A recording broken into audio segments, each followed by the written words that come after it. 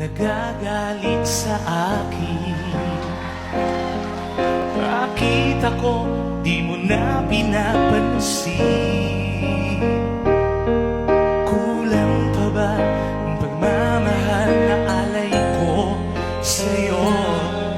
Di mo lang alam, nasasaktan ako. Minsan naisip ko nang nagkamali ako. Bakit nga ba umibig ako sa'yo? Nasilaw ako sa